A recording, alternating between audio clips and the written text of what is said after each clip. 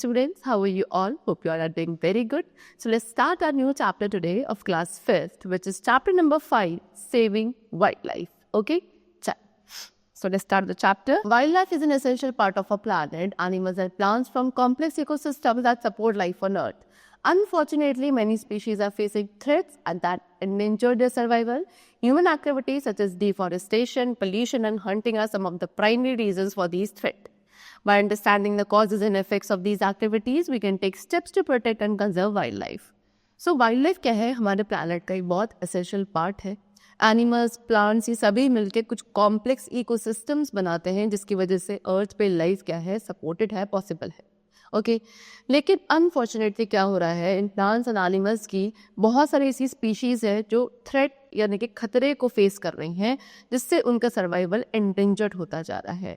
बहुत सारी ऐसी स्पीशीज़ हैं जो कि आपके एक्सटिंक्ट भी हो चुकी है, which we are going to discuss in this chapter only further. So बहुत सारी एक्सटिंक्ट हो चुके हैं यानी कि वो स्पीशीज़ अब हमारे अर्थ पे एग्जिस्ट करती ही नहीं है.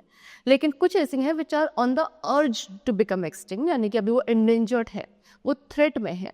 और ये थ्रेट क्या है, हमारी ह्यूमन एक्टिविटीज़ की वजह से यानी कि डिफॉरेस्टेशन हो गया, पोल्यूशन हो गया, हंटिंग हो गई, ये सारी कुछ ऐसी एक्टिविटीज़ है, कुछ प्राइमरी रीजंस हैं इन एंडेंजर्ड स्पीशीज़ के लिए, इन थ्रेट्स के लिए. सो इन एक्टिविटीज़ का क्या कॉज होता है, क्या इफेक्ट होता है, ये जानना बहुत ज़रूरी है सो दैट हम अपनी वाइल्ड लाइफ को कंजर्व कर सके, प्रोटेक्ट कर सके.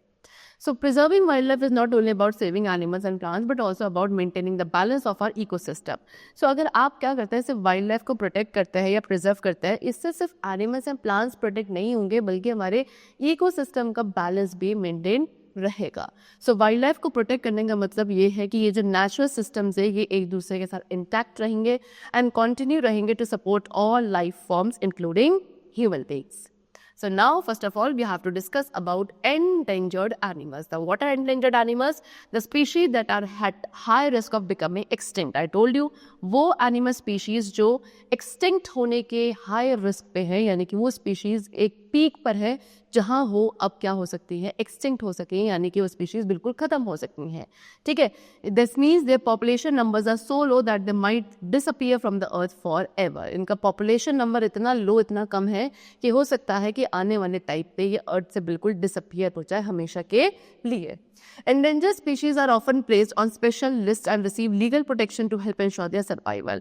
Endangered species को क्या एक स्पेशल लिस्ट में रखा जाता है, इनको काफ़ी लीगल प्रोटेक्शन प्रोवाइड करी जाती है सो दैट इनका सर्वाइवल अर्थ पर maintain. Some well known endangered animals include, अब कुछ वेल नोन endangered animals हैं जिसमें आपके Bengal tiger, giant panda, African elephant, this animal included है. This is giant panda, you can see, and this is your Bengal tiger. ठीक है, चलो. These species are endangered. अब ये species endangered क्यों है? Due to habitat loss, एक तो इनका habitat नहीं है, poaching की वजह से, climate change की वजह से. Conservation programs aim to protect these animals and increase their population. इसीलिए क्या conservation programs लिए जा रहे हैं so that हम इन animals के population को protect कर सकें. Protecting endangered animals is crucial because they play significant roles in the ecosystem. Losing these species can disrupt the balance of nature, negatively impact other life forms. So, क्या इन endangered species को, animals को protect करना इसलिए important है हमारे balance जो है ecosystem का, nature का, उसको maintain करने के लिए.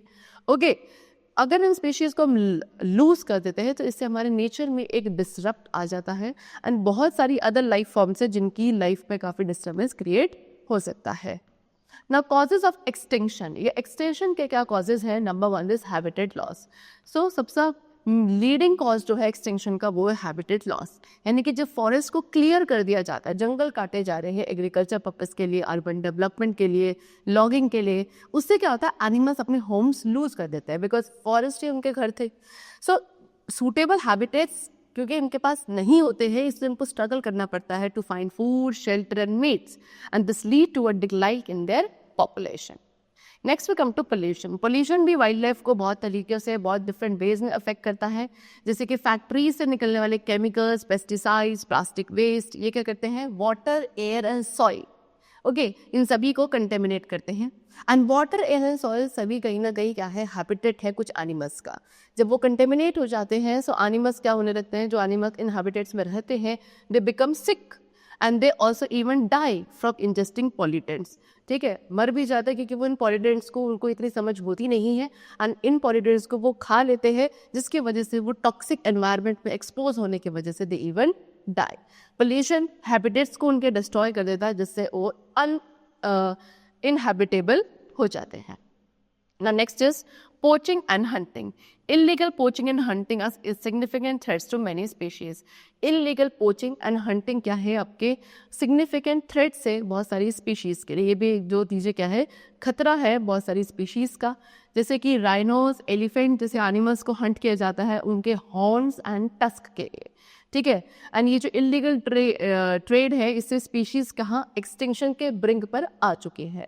लॉज एंड एनफोर्समेंट एफर्ट्स जो है वो लिए जा रहे हैं इस पोचिंग को कम्बैट करने के लिए। You can see this is the poaching, this is hunting. Okay, so animals को पोच एंड हंट किया जा रहा है उनके कुछ बॉडी ऑर्गन्स के लिए जिनको कमर्शियल पर्पज के लिए यूज किया जाता है। Next is conservation of wild life. अब वाइल्ड लाइफ को कैसे कंजर्व किया जाता है। Next is first of all is protective area. Establishing protected area such as national park and wild life reserve is a key conservation strategy. सो सबसे पहले क्या कुछ प्रोटेक्टेड एरियाज बनाए जाते हैं जैसे कि national park, wild life reserve. ये एक सेफ प्लेस होता है and is a key conservation strategy. ये एरिया सेफ हैबिटेट प्रोवाइड करते हैं एनिमल्स एंड प्लांट्स के लिए जहाँ पे ह्यूमन इंटरफेरेंस फ्री होता है। Next is breeding program. Breeding programs जो आपके जू एंड वाइल्ड लाइफ सेंचुरीज में होते हैं ये क्या करते हैं एंडेंजर स्पीशीज की पॉपुलेशन को इंक्रीज करने में हेल्प करते हैं। इन प्रोग्राम्स का जो एम होता है वो होता है री introduce animals into the wild. Wild में एनिमल्स को री इंट्रोड्यूस करना सो दैट इनका सर्वाइवल इंश्योर्ड रहे। They also help maintain genetic diversity. Genetic diversity को मेंटेन करने में हेल्प करते हैं जो कि स्पीशीज की हेल्थ के लिए बहुत ज़्यादा इंपॉर्टेंट है। Now next we come to community involvement. So local communities को कंजर्वेशन एफर्ट्स में इन्वॉल्व करना भी एसेंशियल है, यानी कि education and awareness program teach people about the importance of wild life and how to protect it. लोगों को उस बारे में एजुकेट करना है, कुछ अवेयरनेस प्रोग्राम्स लिए जाने चाहिए सो दैट लोगों को एनिमल्स के इंपॉर्टेंस के बारे में पता चले एंड वो उन्हें कंजर्व करें। सस्टेनेबल प्रैक्टिसेस जैसे कि इको टूरिज्म, सस्टेनेबल एग्रीकल्चर, ये सभी क्या करते हैं wild life and local economies को बेनिफिट प्रोवाइड करते हैं। Now next is protecting habitats. So number one is forest and woodland. So अब habitats यानी कि जहाँ पे एनिमल्स नेचुरल प्लेस पे जहाँ सर्वाइव करते हैं उनको प्रोटेक्ट करना भी ज़रूरी है। सबसे पहले फॉरेस्ट एंड woodland. फॉरेस्ट क्या है बहुत सारे नंबर ऑफ स्पीशीज़ का होम है एंड इन फॉरेस्ट को प्रोटेक्ट करना डिफॉरेस्टेशन से। Deforestation means cutting down of trees, cutting down of forest on a very large scale, इसे डिफॉरेस्टेशन कहा जाता है। सो हमें इसे क्या करना है प्रोटेक्ट करना है फॉरेस्ट को डिफॉरेस्टेशन से, डिग्रेडेशन से। इससे क्या कर सकते हैं हम इन हैबिटेट्स को प्रिजर्व कर सकते हैं।